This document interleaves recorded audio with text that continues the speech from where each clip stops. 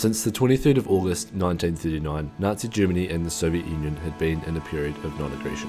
Despite being political rivals, they went about extending their borders and influence throughout Europe, while still maintaining a relatively peaceful border of their own.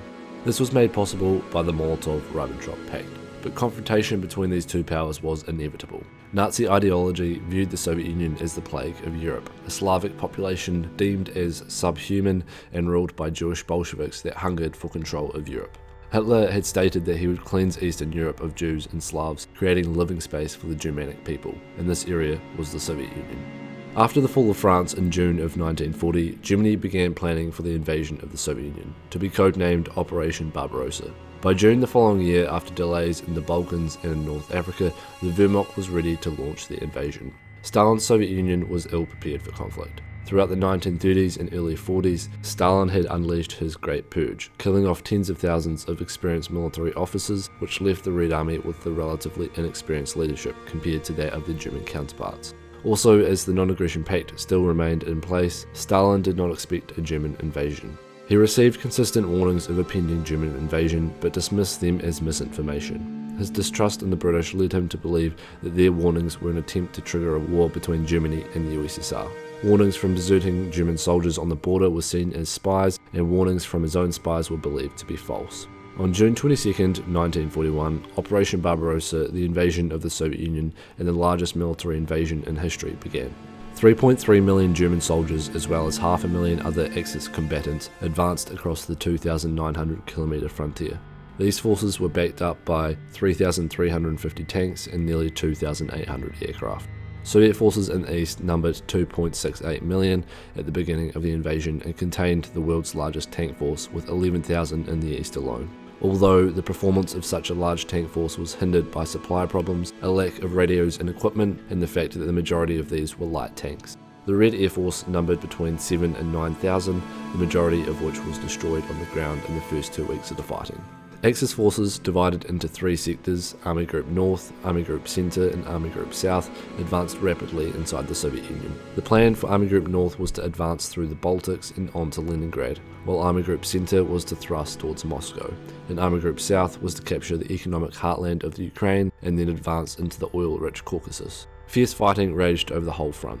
In many areas, the invading forces were welcomed as liberators from the Soviet regime, but opinion soon changed due to the ever-mounting Nazi atrocities. The blitzkrieg tactics of the Wehrmacht would see the encirclement of hundreds of thousands of Soviet forces along the whole frontier.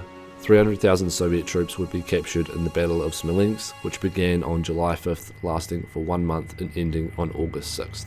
Large concentrations of Soviet troops in Ukraine contributed to a slow advance by Army Group South.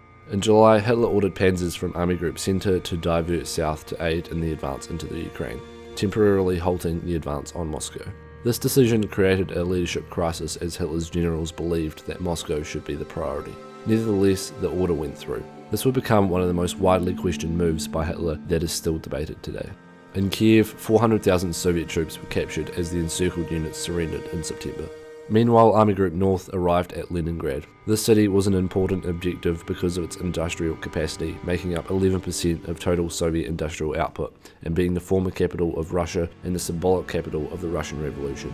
Leningrad was not captured, but rather it was surrounded and starved, coming under siege on September 8th. This siege would become one of the longest and costliest in history.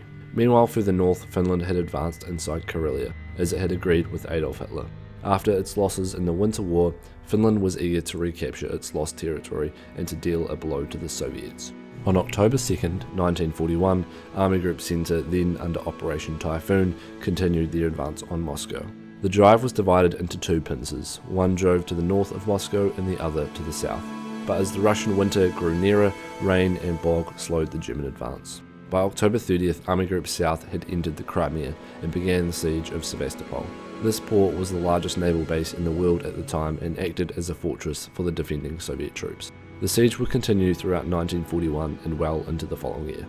Army Group South pressed on, and by November 21st they reached Rostov, the gateway to the Caucasus region. 1 week later, German units were within 30 kilometers of Moscow and could reportedly see the spires of the Kremlin.